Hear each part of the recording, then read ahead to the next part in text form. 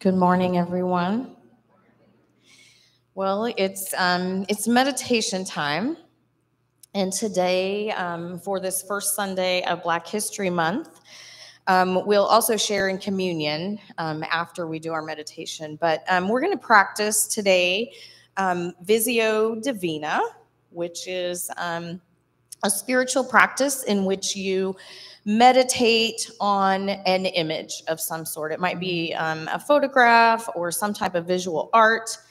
To use Epperly's word from the chapter this week that we read, we're going to do some collective gazing this morning for our meditation. So there are some printed copies of a piece of art on your table or somewhere near you, and there's also the image on the screen.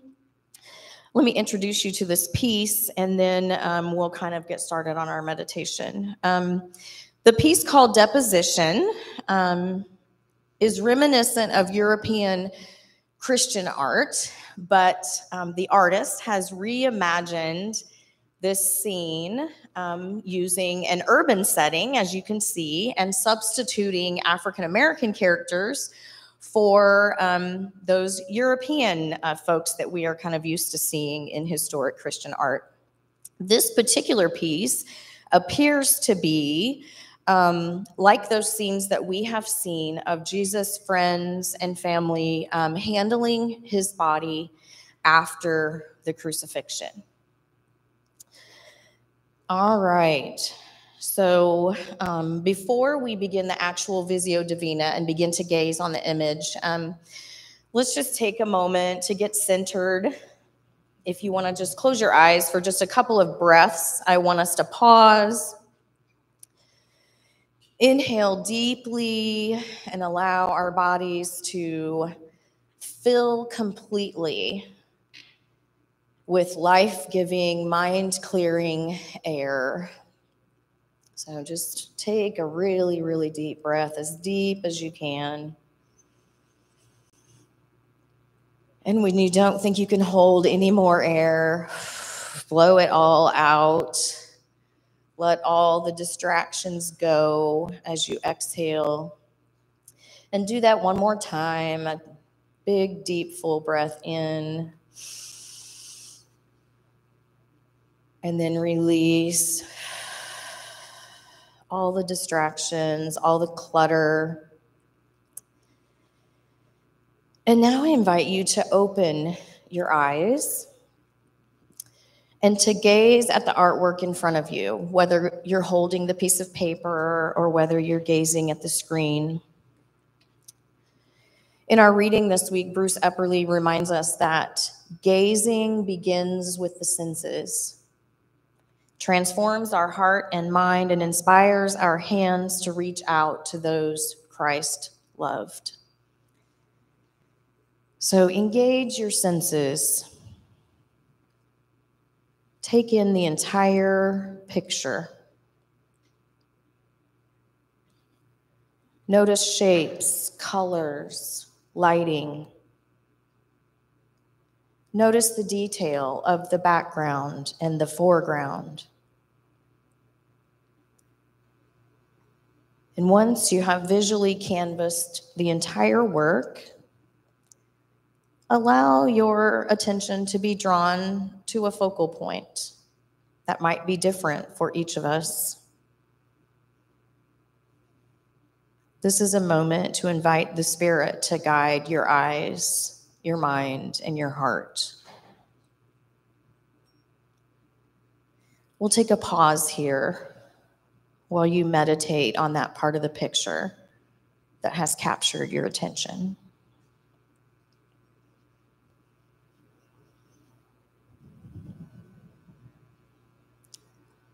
As you're looking at that piece of the work, you might ask yourself, how is the Spirit speaking in this moment and through this visual art?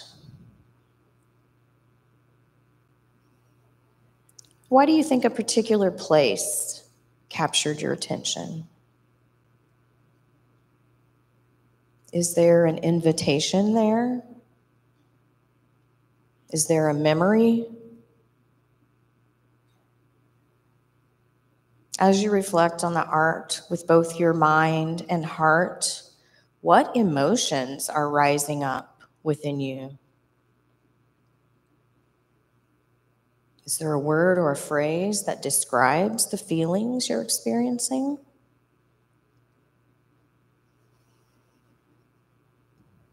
Let's sit with those feelings and any sensations that you might be having for just a couple of breaths.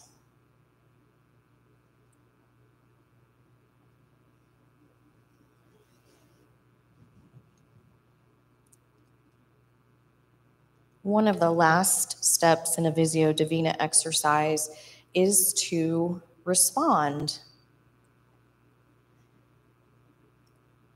So I ask, how might the Spirit be calling you to respond or to grow in light of what you're seeing, sensing, and experiencing through the art? What prayers are rising up within you?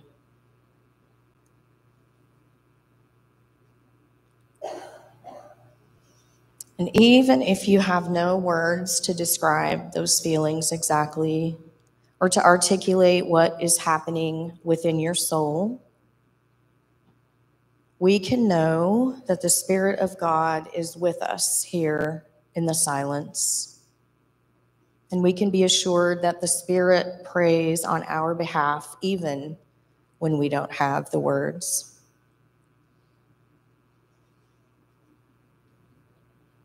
We can simply rest in this moment, knowing that we are loved. It's who we are, right?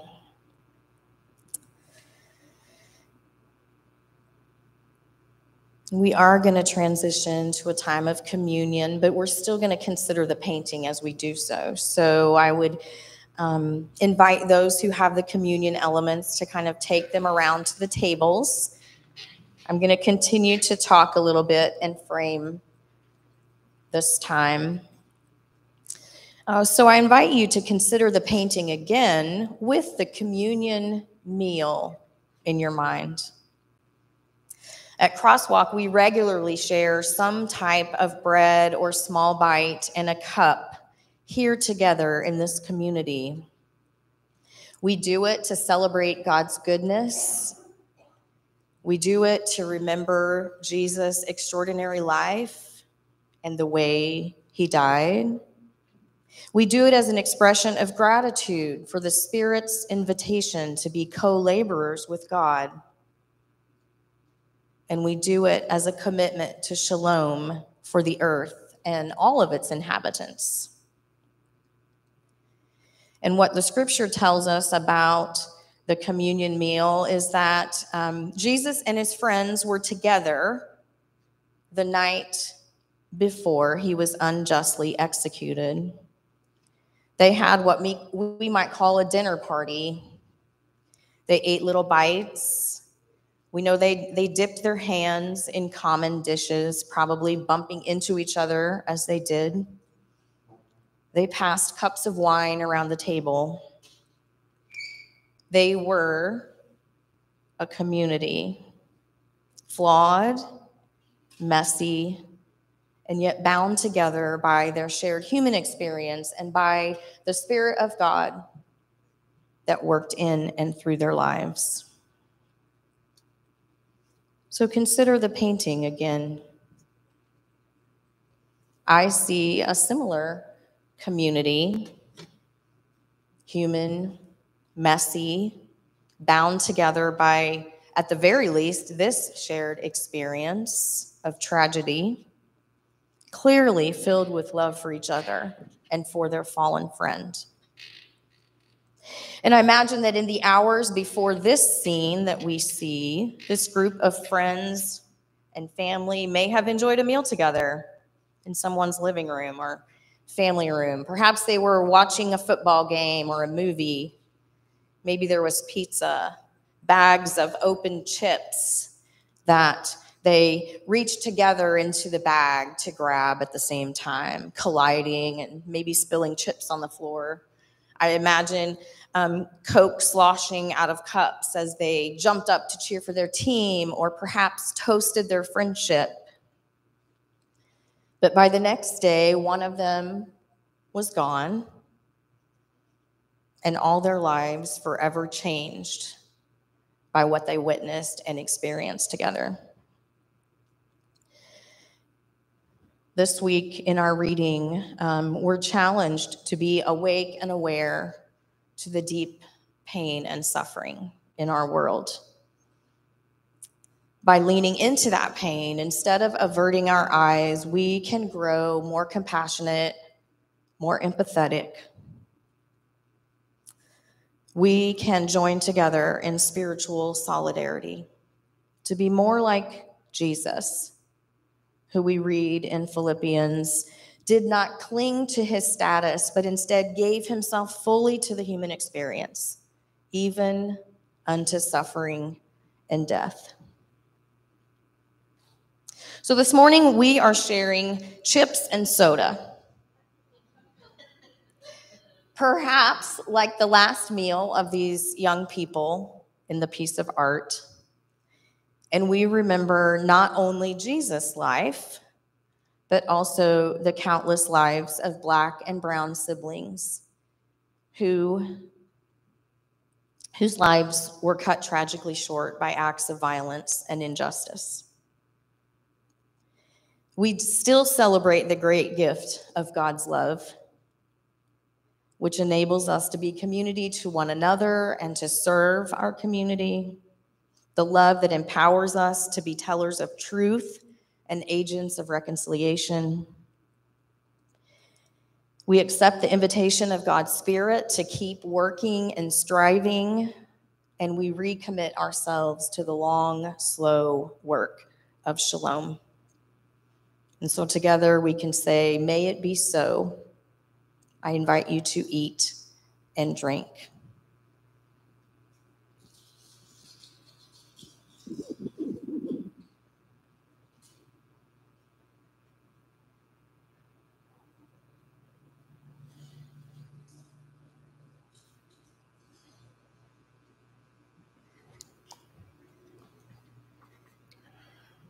Thank you, Angie. That was powerful and meaningful.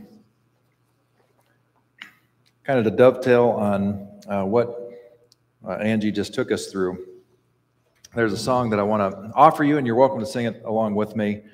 It's been made most famous by one of my favorite artists of all time, Nat King Cole.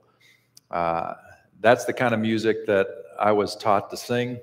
So I can do the American songbook stuff. I can do theater stuff. I can't do rock and roll or country to save my life. That's just wrong when I do that.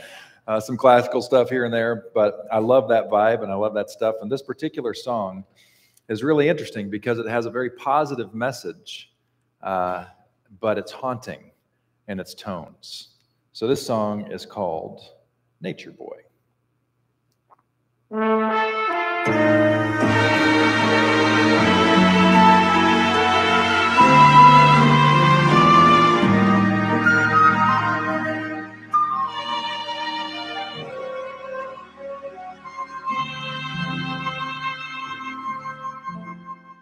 There was a boy, a very strange, enchanted boy. They say he wandered very far, over land and sea. A little shy and sad of eye, but very wise was he. And then one day, a magic day, he passed my way. While we spoke of many things, fools and kings, this he said to me.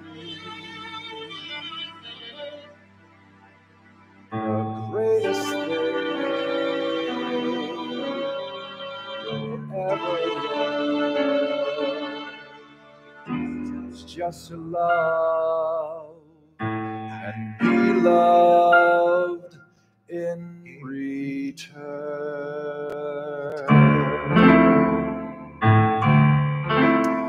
So a question for you is, how long does it take to learn to be loved and to love in return?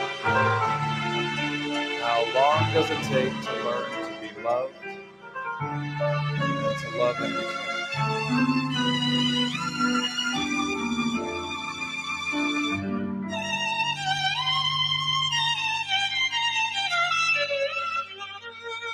The greatest thing you'll ever learn is just to love and be loved in return.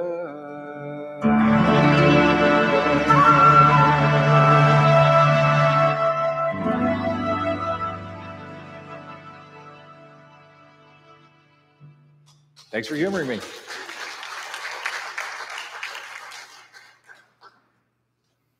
When you come here, I just inflict whatever I want on you. That's just, you're sitting ducks. So as we jump into the teaching today, we're going to jump in pretty quick. We'll get into some juicy stuff the further we go, but we catch up with Jesus. This is a text, by the way, that is going to be read and studied all over the world today, and we're doing that too. Before I get to that, though, several of you were at the Black History Month celebration yesterday. Raise your hand if you were. All right. You get an extra jewel in your crown just for showing up yesterday and for showing back up today. It was great. We just keep getting better. I say we, like I had much to do with it. There's a team that thinks about this all year long and puts the pieces together.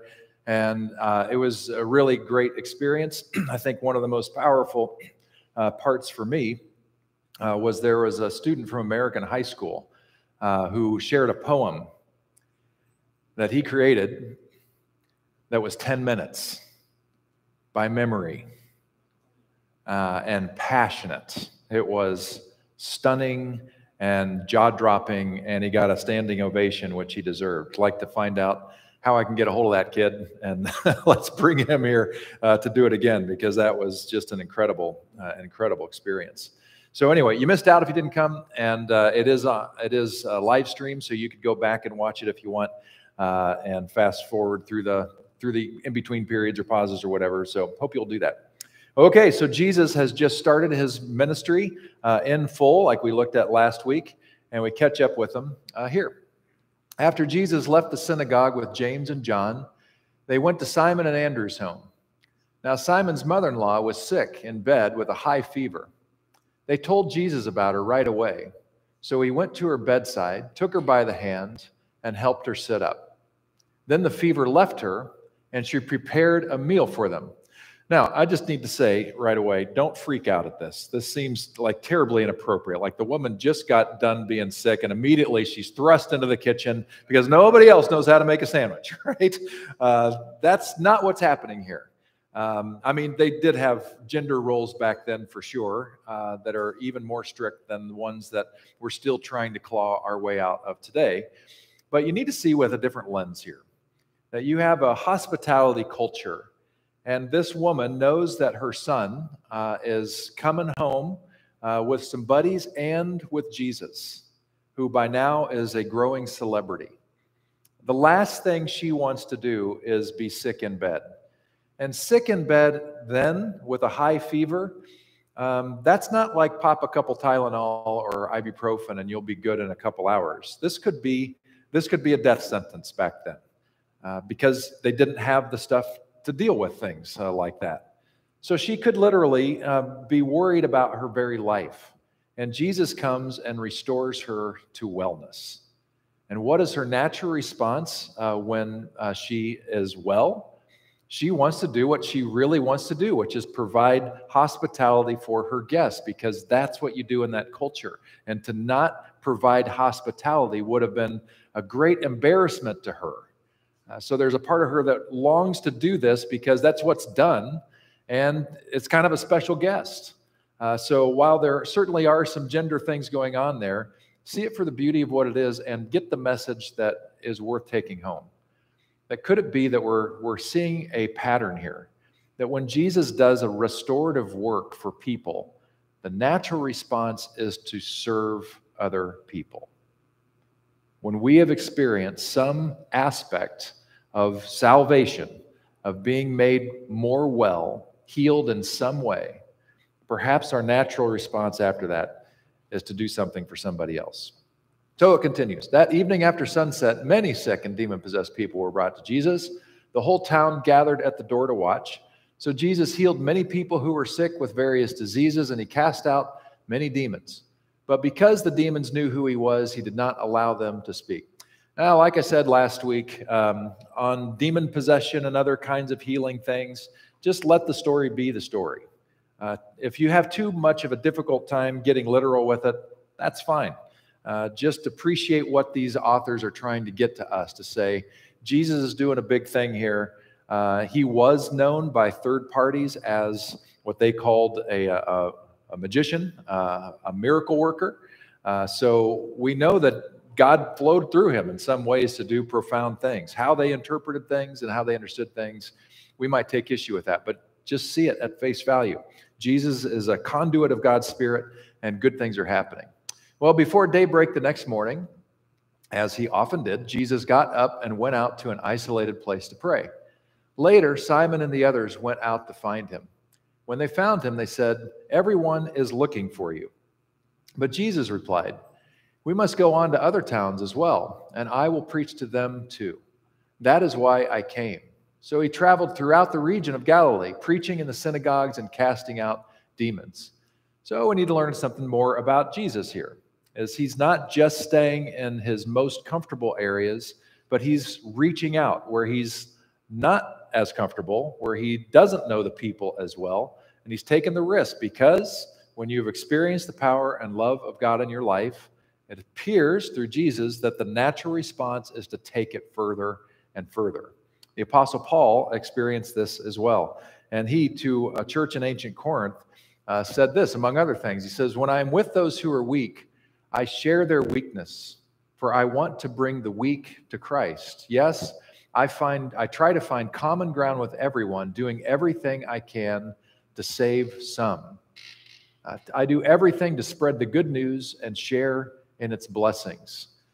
Earlier than this, Paul says things like, "When I'm with Jewish people, I put my Jewish hat on so I can relate to the Jewish people. When I'm with non-Jewish people, I take that hat off and I talk Gentile, non-Jewish stuff with them so that they can hear this good news, because it transformed my life and I want them to know about it." And so he's willing to put down his stuff, get uncomfortable to make sure that other people hear all of these good things. Well, there's a passage from the book that Epperly gives us that talk about a different way of being in the world, a different way of doing spirituality that St. Francis, St. Clare, and Bonaventure all spoke of.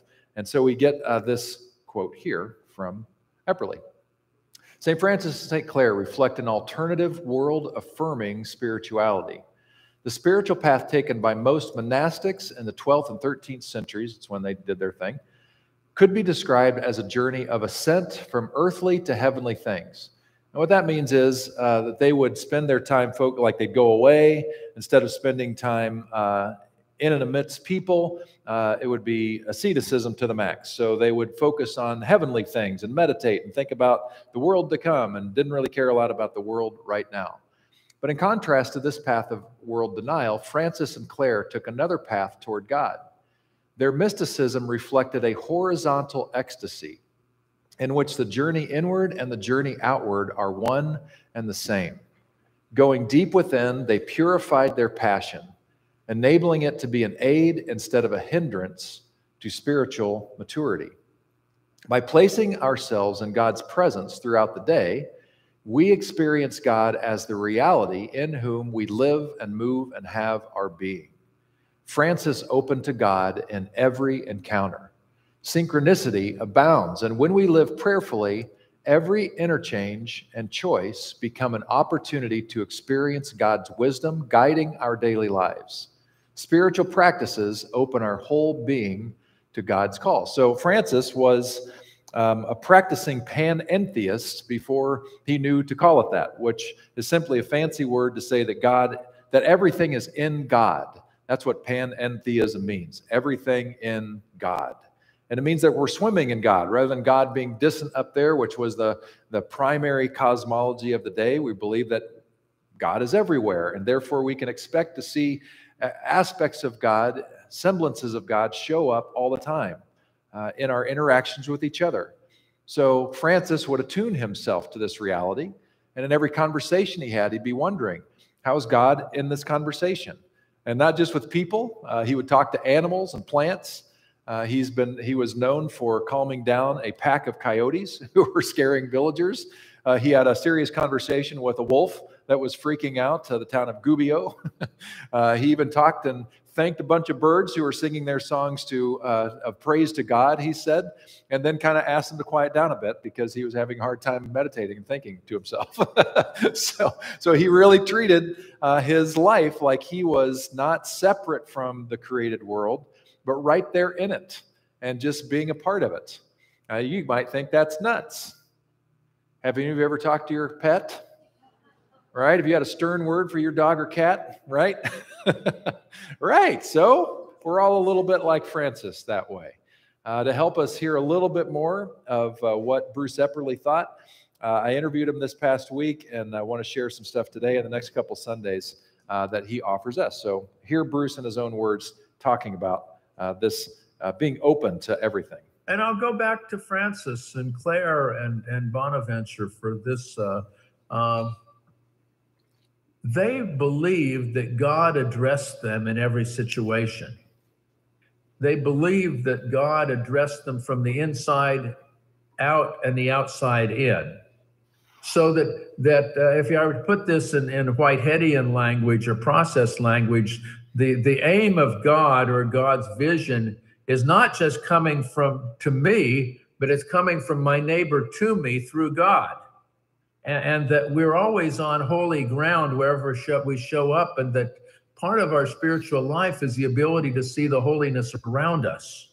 And if we see the holiness around us, we also have to see that which defaces the holiness around us, that which neglects it. Again, back to Jesus Maria Jose, that even if we have a very robust notion of the border control, and even if we build a wall, still we have to have some way to respond compassionately to those who don't make it through the wall. Whether we have a buffer zone that we cooperate with Mexico to provide care for these people, we still have to have compassion. They are God's children. We have to mourn the death of children and adults on October 6th or 7th. We also have to mourn the death in Gaza. And we don't take sides with the people, even when we disagree with a policy. I think again of people who have been influenced on me as a person, like Brother Lawrence or Pierre de Caussade. The practice of the presence of God happens when you go out the door and your neighbor walks by. Even if you're a scholar, even if you're a monk, I guess I feel that that when Mother Teresa or Saint Teresa said, "Do something beautiful for God," that was an invitation for me to aspire to be conscious about the impact I have in my relationships, and to try to save and be part of the saving process of the world one moment at a time. It doesn't take any more, as I tell the grandchildren about chores. If you do it now, it takes about the same time as it does I'm trying to learn this myself, as if you put it off. And there's less hassle. And the same thing, to do an act of kindness takes nothing other than doing it. And it may raise the level of decency in the planet, spiritual level in the planet, the opportunity for somebody to to grow because you showed up. Epperly goes on to say, Franciscan spirituality reminds us that our prayers connect us to all creation, and that even something as apparently insignificant as a prayer can open our hearts and hands and tip a situation from death to life. Going inward, we awaken to our pain and the pain of the universe and receive guidance to respond to the overwhelming crises of climate change, poverty, starvation, incivility, and racism. Prayer leads to solidarity and compassion and expands our circle of influence so that one child at a time, one call to a political representative at a time, and one sacrificial gift at a time, one act of simplification at a time, the world is healed. So the primary premise that Epperly is giving us based on Francis's teaching is when we spend more time in contemplation, meditation, prayer, thinking about others and situations, the more compassionate we become. And I think that's a novel idea, and I have more to say about this, but two examples that he gives out of this chapter are really good. One has to do with just staying in tune or attuned with God. And he learned this when he was much younger, where as he's breathing in, sort of like a walking around prayer, as he's breathing in, he says, I breathe the Spirit deeply in and blow it gratefully out again. And the idea with this is it just keeps you aware that you are in the presence of God everywhere. So let's say it together, and so you get it into your head. I breathe the Spirit deeply in and blow it gratefully out again. I learned a different one that's kind of like that, a little simpler. Just as I would breathe in, I would say more of you, and I was exhale, I would say less of me. Not to diminish me as a created being, but as a way of saying I want to be really attuned to you, and I want to be driven by your vision for life, not just my own distorted one. So I breathe the Spirit deeply in and blow it gratefully out again. And this other one is called Coffee with, well, I called it Coffee with Jesus. He didn't call it this in his book. He talked about it just, I think, spending time with Jesus or something like this. I'm calling it Coffee with Jesus because there's a crosswalker that calls it Coffee with Jesus. And so she was telling our Praxis group one day that she was curious about how to develop a real dynamic faith relationship. And she just kind of came up with this idea that, well, why don't I treat my relationship with God like I treat any normal relationship I'd have with a friend? So she says, what do I do with my friends? I go have coffee with my friends. And so she literally carves out time during her day where she goes and gets her coffee, grabs her journal, and she has an out loud conversation, sometimes out loud, sometimes in her journal, with God. And she and her husband are retired now, so she tells her husband that she's going to go talk with Jesus now. So if she hears voices or he hears voices, then he knows that she's not going crazy. There's a purpose happening here. And actually, it's absolutely brilliant. And she spends a serious amount of time, like 30, 40, 50 minutes, having her conversation with Jesus out loud.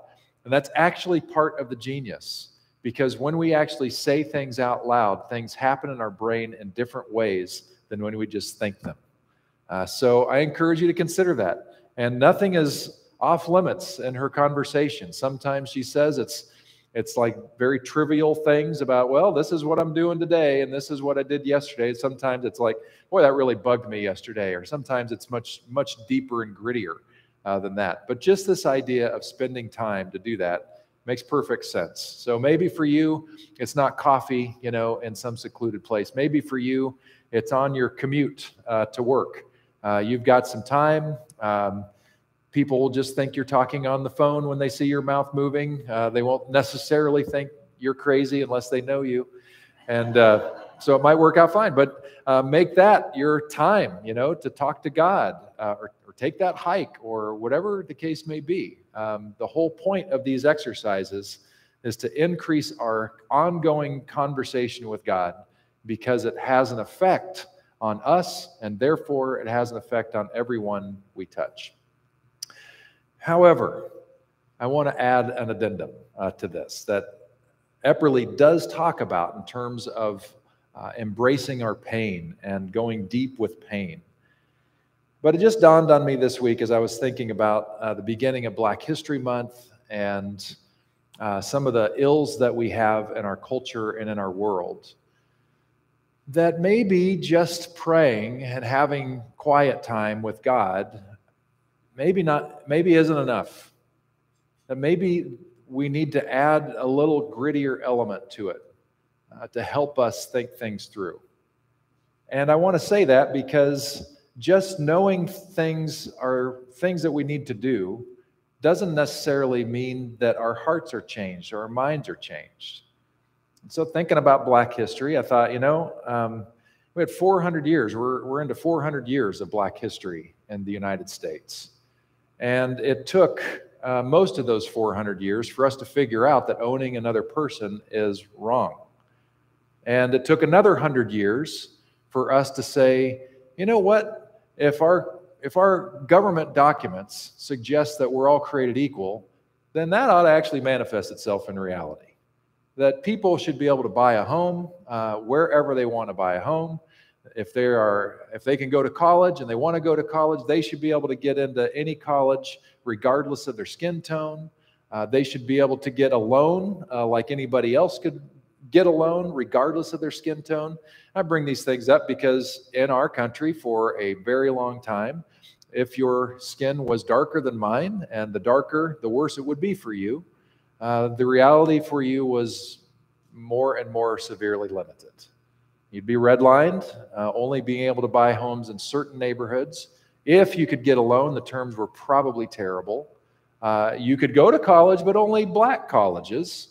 And there would be very few of those with very limited capacity. So while it may have sounded good, like, oh yeah, there's a place for everybody, not so. And in some parts of our country, the whole separate but not equal thing was alive and well. So you'd have white drinking fountains, you'd have white places to sit on the bus, white bathrooms, and Black ones correspondingly. Just because the laws were changed didn't mean people's hearts were changed. Can we agree on that? And I know that we wish that it were true. I wish that having a Black president would have changed everything. Now, it did elevate things. It helped people recognize what was possible in our country, and that's cool. But it also heightened some racial prejudice at the same time. So that alone doesn't do it. And having Kamala Harris as a person of color as our vice president right now, that unfortunately doesn't just all of a sudden make it all better, even though it's a good sign. Something's got to change the heart. And I don't think the heart gets changed unless we do something to allow for that to happen. And the thing that I think we need to do is a painful thing to do that we don't want to do. Because who wants more pain in our lives? Who wants the struggle? If it hits us in the face, we'll deal with it. But to actually invite it, and yet these are things that Francis did.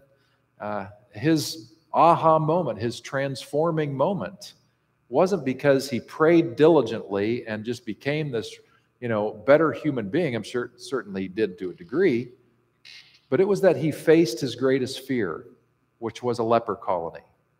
And he embraced the leper. The one that revulsed him, he embraced. And he spent his life working with lepers and leper colonies. He was transformed. He understood them as human beings. He understood their pain and their agony, and he joined them in it. That was the secret sauce. Jesus did the same.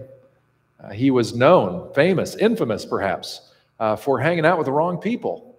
Tax collectors who were seen as political traitors, prostitutes who, for the most part, for no choice of their own, were sequestered into this life work, and he would be among them. And his own leper colonies, he was with them. He was with people who had other infirmities that caused them to be rejected from others. Jesus was no stranger to their pain. And in fact, he was so bold to say in the Beatitudes that those who are downtrodden, those who are full of sorrow, theirs is the kingdom of God. He was on to something. This withness of the other, breaking down the barrier of the other, helps us actually love the other more. and actually makes real change happen. I don't understand some things that happen in our country. I mentioned this in my email this past week. As we think about Black History Month, and not to poke the bear, but I just don't understand how in our country we still have an issue with, like, the Confederate flag. I do not understand why that has any place in our country. It makes no sense to me. The symbol of the most egregious act against the United States itself, and we still allow it to be celebrated in a significant part of our country. I just don't get it. And people from other parts of the world, particularly Europe, don't get it because they saw a similar thing happen in Nazi Germany. And it is not, the Nazi flag is not going to fly long in Germany. It is not tolerated because of what it represented. And all of that suggests is that we have ways to go to understand what is really going on in here. That anybody would ever want to say, I support this. And that brings us to this exercise that Angie brought us today. And I need to tell on myself a little bit with this, because my hunch is that as long as we keep our Sunday school faces on, you'll say, "Oh, that was a wonderful exercise, Angie. Thank you so much for leading us through this intellectual pursuit for 5 minutes or so that we looked at a troubling picture of a young lad who was taken too soon and blah, blah, blah, blah." Let's get real. When I see this picture, I have two things that are coming into my head. The one is exactly what I just said. This is a scene of agony and pain. You've got a young guy here who we don't know what happened to him, but he's clearly unconscious. Maybe he's dead. We're not sure. And he's got some friends or relatives or brothers. We're not sure who these people are, but they're trying to figure out, how do we care for this guy that we love? And you've got a woman here who's just looking on, and you got another friend here who's just beside himself with grief, doesn't know what to do. And there's some interesting details, like they're on the outside of a church, and the church's wall here kind of looks like a fortress. And maybe that brick building in the background, maybe that's another church. Maybe this one here is a Catholic church, and this brick one is a Baptist church. Who knows? He's not in it. We're supposed to see that. I noticed that his underwear is hanging out, which is not uncommon.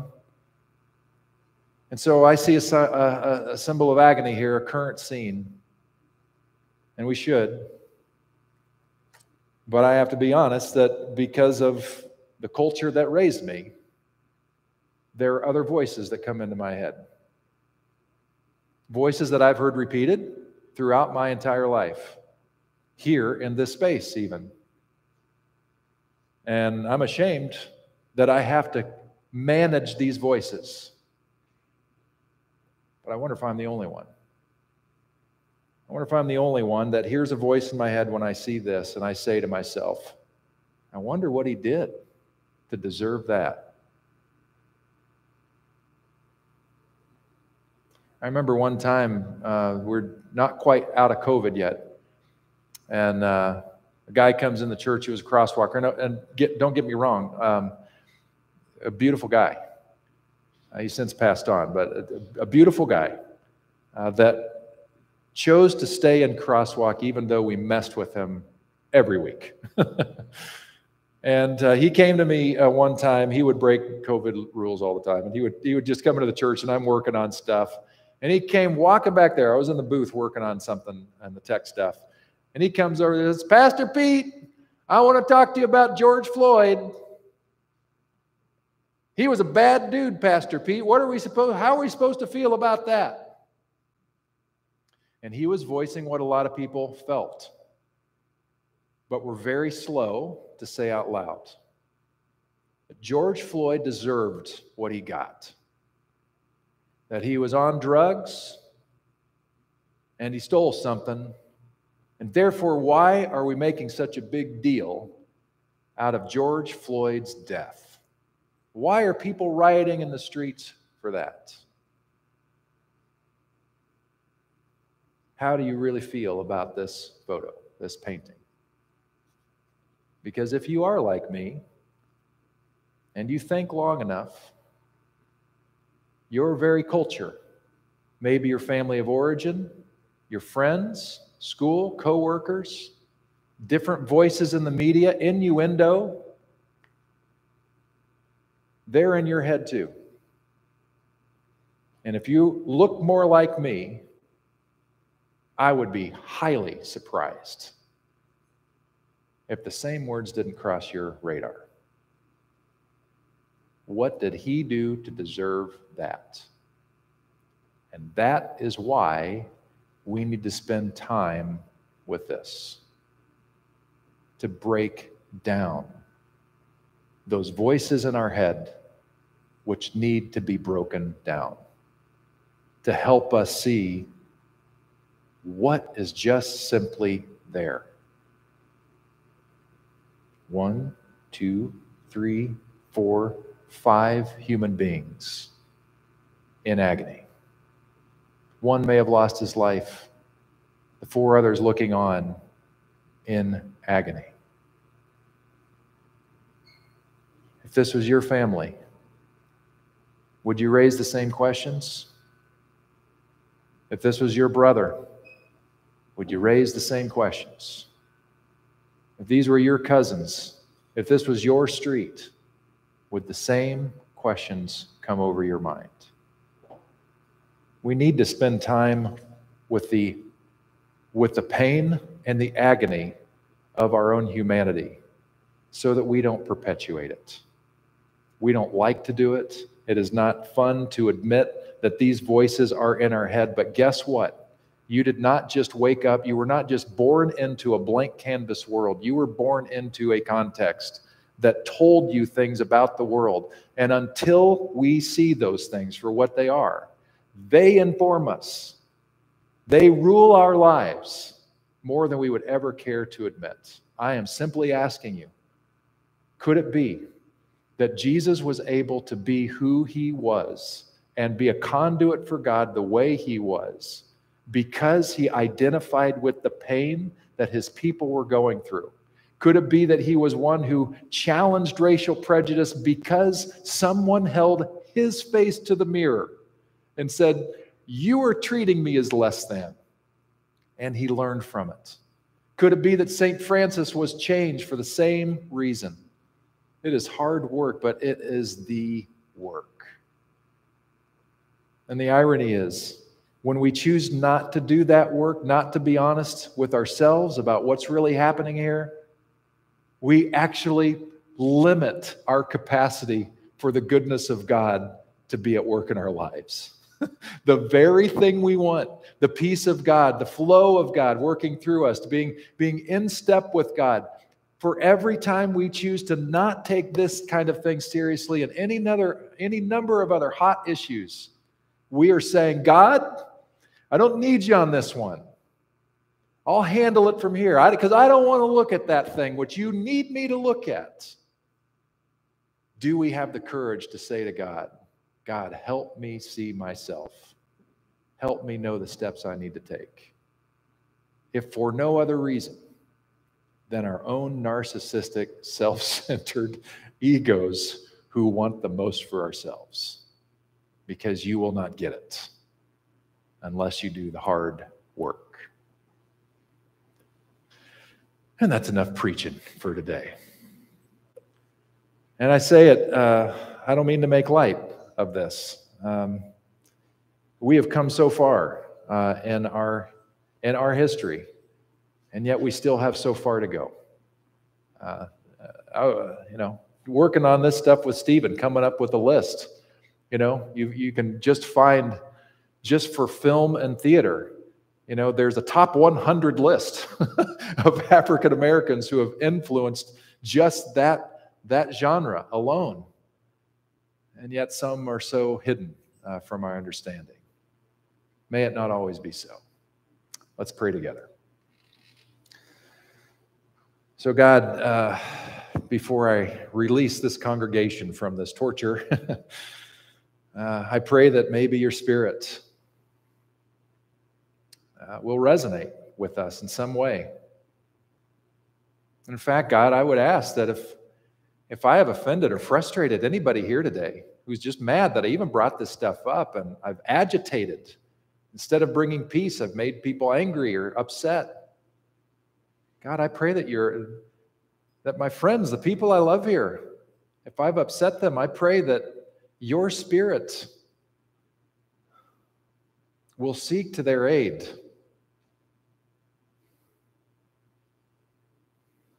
To do the saving, well-being, healing work. To perhaps help them in their forgiveness process of me for saying anything that I said that was offensive. But God, I pray that your Spirit might do more. That we would not run away from the questions, but that we would actually welcome your Spirit to help us learn and grow. You are not after perfection, God, and so we shouldn't pretend to be perfect with you, but you are after our development. You are after our maturation, and these issues, these contentious issues, require maturity. Spirit of God, mature us. Help us. That we might be your conduits, your agents, your healing Spirit presence in the world. May it be so. In Jesus' name, amen. Thank you for enduring. Stay safe out there. Looks like you got a break in the weather to run to your cars. So thank you for coming, and we will see you next week. Thanks a lot.